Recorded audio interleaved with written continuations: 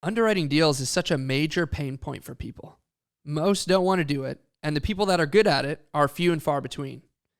That is why after 6 years of being in the industry and buying over 1,200 apartments, using my best-selling multifamily deal analyzer, I created Real Estate Lab, a full suite acquisition software for multifamily investors. We have built a product that helps investors automate their acquisitions and close more deals, all in a cloud-based platform. You can go to realestatelab.com and sign up today using the promo code TAG2 for 10% off your first 12 months. This is David Tupin. Thanks for listening.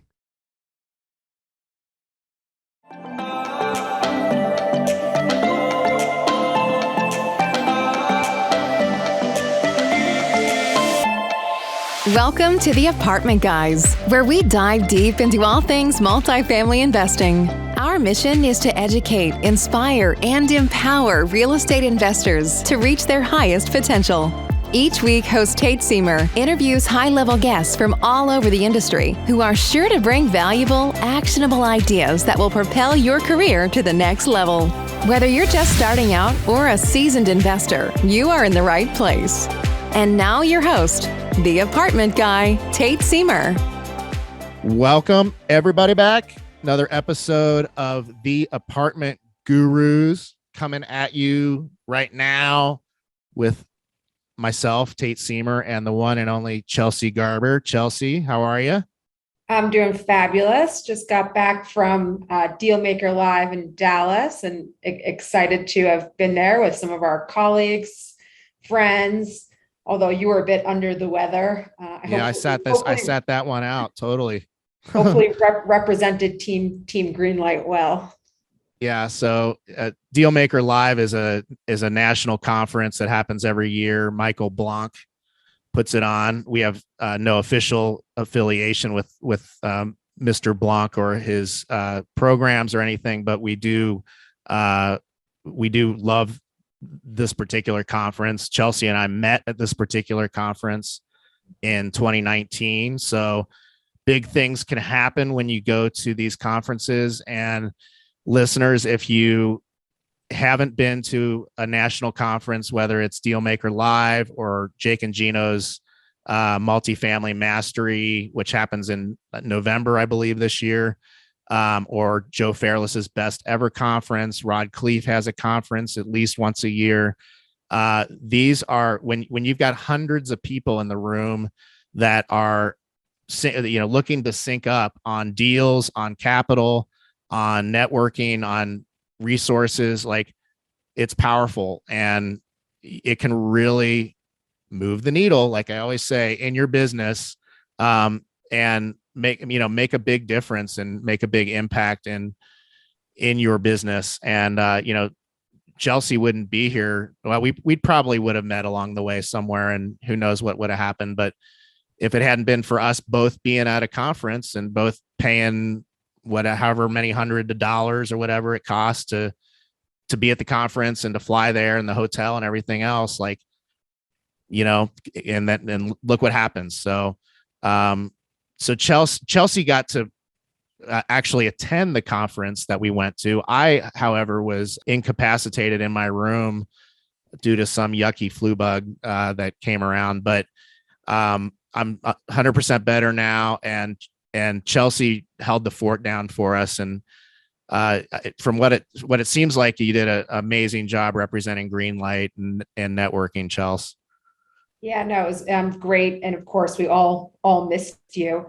There was definitely some takeaways from this one. And it was really, I think the best part for myself was getting to network with not just the other syndicators that we know and like, but meeting new people and, talking about, I think what our topic's going to be today is what are some of the trials and tribulations about getting deals done in the current conditions of our market.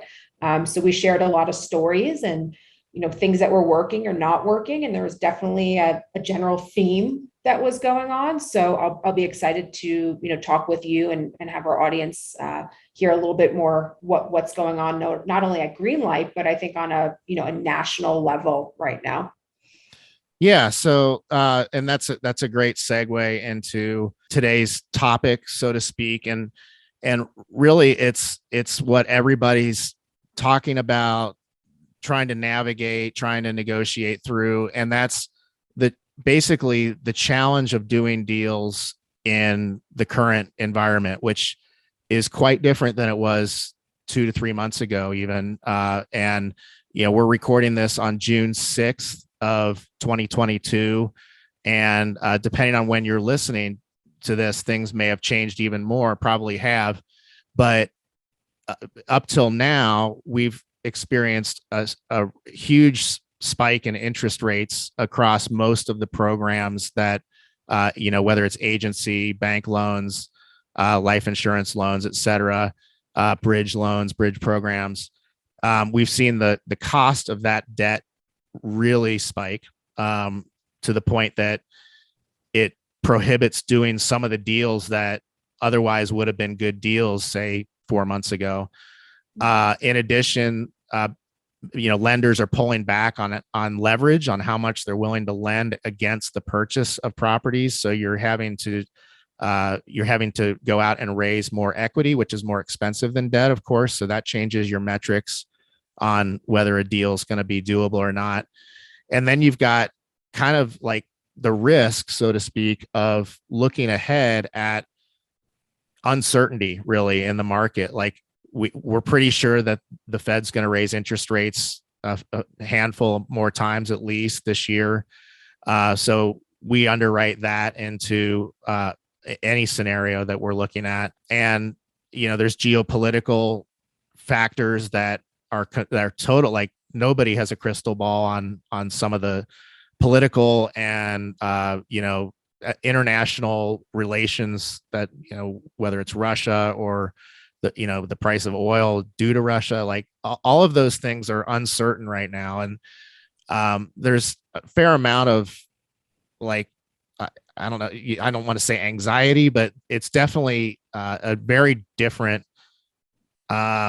say, morale in the industry than it was like 6 months ago. Wouldn't you say, Chelsea?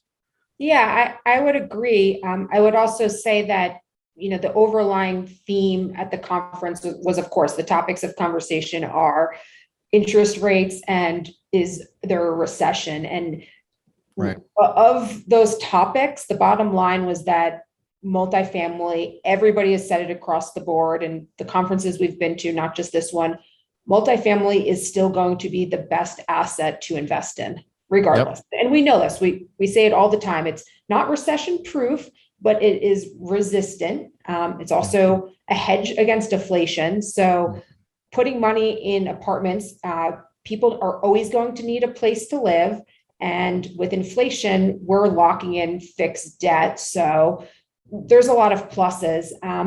And, a lot of the people that were at this conference, they've been through multiple recessions. And to see interest rates, they said, if you're still seeing an interest rate in a single digit, everything's okay. If you ask your parents or your grandparents who, bought a house or a building in the teens, that I think is an issue. So this is a shift in how we're looking at opportunities. It is by no means like doomsday. Right. So with a lot of negativity and skepticism about what's going on, I think that if we remain positive and focus on some of the key takeaways are, okay, we know that there is uncertainty, rates are going to continue to go up, right? So what can you do? You can lock in fixed long-term debt, number one. I think the days of doing bridge loans with floating rates are a thing of the past, or at least for now, they're of the past. That is simply because with a bridge loan, you oftentimes have a floating rate and rate caps, which we used to be able to buy.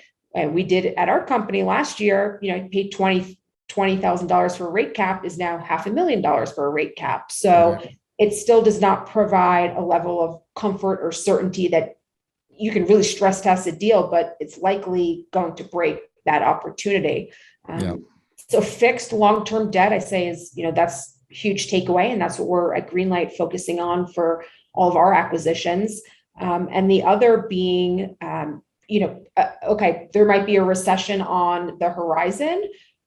Nobody has a crystal ball, right? As you've mentioned, we don't know what's going to happen, but we can be more conservative going in to the next 12 to 18 months. And not only at this conference, but also at other conference, we have been a lot of the people, top speakers and leaders at, financial investment firms, CBRE, have all said they predict, and again, this is a prediction, that whatever is in our, coming at us is likely going to not be a total pitfall, but people are wrong. So with that, being conservative in our underwriting, coming in with extra operating reserves, if Right. things do go south, do you have money to pay your bills? Just being generally conservative. And if you do all of those things, you're likely to be in a good position. I think the people who are going to get in trouble in this industry are the ones who have just continued to be extremely bullish, because things have changed. So, we at Greenlight certainly are looking at things differently. And I know other syndicators are as well. Yeah. Yeah. And, so I'll just be transparent. I've been informed. My view on this has been pretty heavily informed by NEAL BAWA, who's a friend of us and friend of the show. He's been on the show at least twice. And he just did a webinar on this. And actually, listeners, if you don't know who NEAL is, you really should connect with him. Again, no official affiliation. I'm just kind of giving him a shout out. But if you want to check him out, go to multifamilyu.com and multifamily, the letter u.com. And he's got a library of webinars and resources that you can watch and you can go and watch the replay of this webinar that I just watched, which I would highly recommend. And it's about inflation, rising interest rates, and, are we headed for a recession? Like this whole conversation. And one of the things I love about NEAL, first of all, he's very data driven. He's very analytical, which I think is especially important right now. But he's also not afraid to make predictions, and he'll just come out and tell you exactly what he thinks is going to happen. And long story short, in a nutshell, he feels like we're going to go through these interest rate hikes the rest of the year, like the Fed's basically already indicated they're going to do. That will put us into a recession at probably the 6 months from now to 12 months from now kind of time frame. And in his words, it will be a vanilla recession. And if you look back over the last 200 years or so, that's typically a recession that maybe lasts 6 months to a year. And it's not unpainful. Like it's a recession, right? So it's not fun for anybody typically. But it's also it's a situation where the Fed will respond by starting to drop interest rates again. And I feel like we're looking at, at most a 3-4 year cycle, maybe that's a lot longer than will actually happen before we start to see like the beginning of the next growth cycle, ideally. And so, NEAL knows a lot more than I do. He's a true guru, and he's very well researched. So I will kind of defer to him, but he'll be the first one to tell you that, he got it wrong with COVID, like as did everybody else. And, at the beginning of COVID, everybody thought that that was the doomsday event, right? That was going to bring the economy down and housing and everything else. And instead we had the best year ever in multifamily and single family. No matter how you break it down, the metrics were off the charts. So nobody got that right. And so there's a lot of variables, right? There's a lot of moving parts to all this. So I'll just kind of give you guys my view of what there is to do right now. If you now, some people are just sitting this out. I had Salvatore Buscemi's coming up on the podcast in a couple episodes. I just recorded that episode this morning, and his group's just not underwriting deals right now until they figure out how many interest rate hikes there actually will be. And that's, that's perfectly valid. Like, that's a strategy. He's doing a lot of other stuff with the money, like hard money loans and whatnot. So he's got some options. What we're doing at Greenlight is we've shifted from value add Class C projects that typically are bridge loan scenarios, often are bridge loan scenarios, to very light value add, if any value add, Class A deals in highly desirable Class A plus neighborhoods in a market that we can show is recession, like kind of shock proof, in the Columbus, Ohio market. And there's a few reasons for that.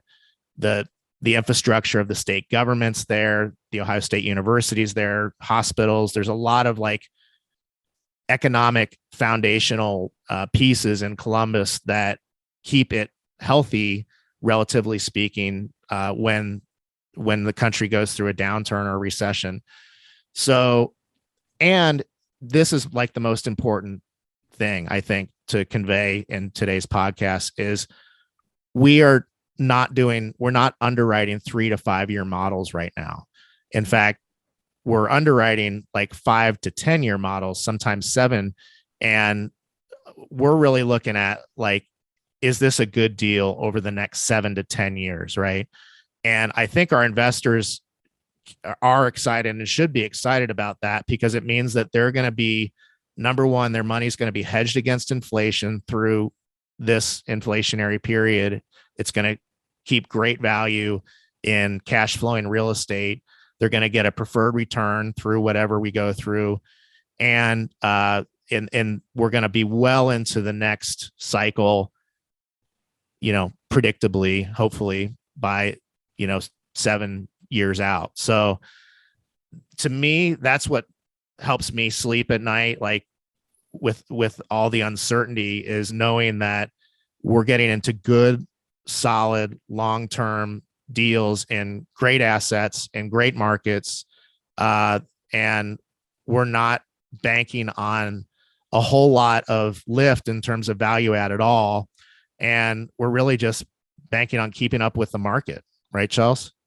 Yeah, definitely. And I think, having multiple exit strategies, this is Right. a time where you just don't look at anything, with one lens. There's multiple Right. ways to do these deals, and the That's right. exit strategy is extremely important. And of course, now, especially now that we're moving out of the bridge debt, I think I agree with you, Tate, that, from an investment, as a passive investor, that this is actually a great opportunity to really make solid investments in something that's going to have much more certainty around it than, we always say the stock. Clearly nobody's investing, you could buy the stocks at a downturn, but for those who own stocks are not enjoying watching their stocks plummet 30, 40 plus %. So to real estate will continue to grow and thrive. And, all the gurus at these conferences, particularly this last weekend, the millennials, Generation Z, people are continuing to put off home ownership. It's not attainable. It's not affordable. With interest rates going up, the pool of renters is going to just continue to increase. Right. So it's great. And actually Columbus was on the list, was excited to see, one of the key metrics they pointed out was what states are business friendly. And look at this, when you're looking as not only an active investor, but a passive investor, right. Where is it a good place to do business and diverse business? You want to be investing in areas that have, are not just reliant on one specific market like oil or gas or healthcare. It should be a mix of things. And cities that give incentives to businesses to come and grow are typically where places where people want to live and where companies are building, establishments, and it's a good places to invest. So definitely, I think as an active investor, get really clear on your market and what your market's going to look like, not just during the good times, but potentially during the bad times. And yeah, that I think, it's not all bad. It's like, Right. at the end of the day, like there's opportunity everywhere, and Yeah. we're more than happy to see people sit on the sidelines. We're putting together some of our best deals that we're going to do yet, and we're really excited about them. Yeah. And, people make a fortune, people make fortunes in up economies and flat economies and in down economies. That's just reality. And, you just got to be as obviously as smart as you can be and as strategic as you can be and as well informed as you can be. And this is investing. Like, there's an inherent risk in investing, right? And it's because, we don't have a crystal ball and we can't tell the future, but we can do the very best that we can to mitigate the risk of all these, some of these moving parts that we've spoken to. So if you guys want to continue this conversation with us and want kind of more of even an inside look into what we're doing and how we're doing it, again, we always mention this on the show. My Calendly link's available on our website, which is investwithgreenlight.com. You're welcome to book a consultation with me, no strings attached. Just kind of like, we'll just talk about where you are and what you're doing and what you can be doing. And I can answer any questions that you might have. And that's one really good way of kind of taking the ball and running with it from this episode. The other thing that that Sal Buscemi said this morning when I asked him really like, what would you say to those of us that are looking to continue to do business? Kind of what's the most important thing? And he brought it right back to relationships. This is like a relationship game. It really is. This is not a like real estate is not transactional. It's relational. Right. And by that, I mean, especially in commercial, almost everybody that we deal with, we're in long-term relationships with, like, and our investors, our brokers, our property managers, et cetera.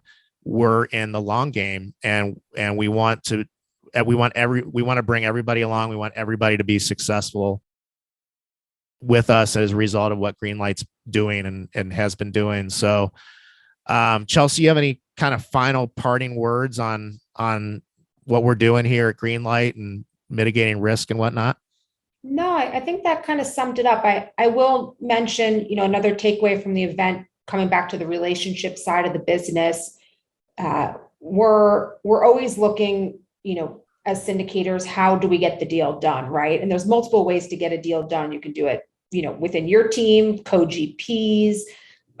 There's all sorts of different partnerships, and the importance of vetting your partners and getting to know them. This is not, let's all raise capital and get a deal done. Like, you're going to be making really big decisions with these people, and you want to make sure your values are aligned. How are you going to work with each other? Do you set up meetings weekly?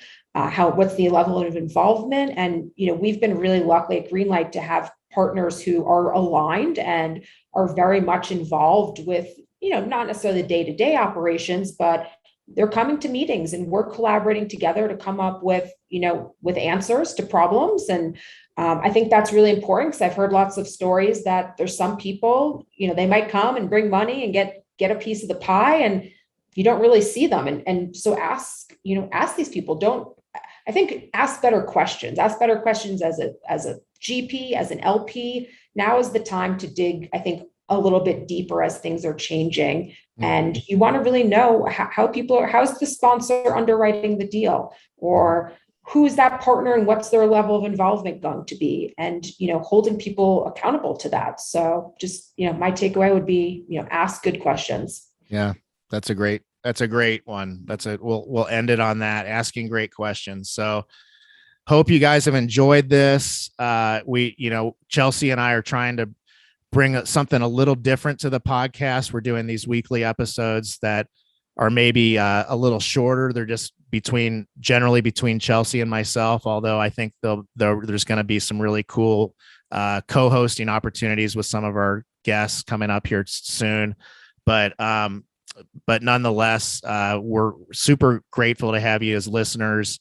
And, again, I'll just I'll kind of do my weekly reminder that you guys are doing the right stuff. Like, if you're really taking this stuff in and absorbing it, and then taking the actionable tips, like go to conferences, like hire a coach, network and find partners and align with partners, all that stuff. Like that's where this business happens, and that's where your success is going to happen. So just, kind of keep doing what you're doing. And if you need to do more, you probably know that. So do more. But on that note, we'll leave it there. Chelsea, thanks for another great episode here. And thank you, listeners, for listening to another one. We'll catch you next week. Take care, everybody. Thanks for listening to The Apartment Guys with Tate Seamer. Tate and Friends are grateful to have you as a loyal listener. If you like what you've heard, please subscribe, rate, review, and share with friends on your Apple Podcasts, Google Play, Spotify, or any other podcast platform. Also, check out Tate's YouTube channel for videos of many of these episodes and more. Until next time, take massive action steps and rock on.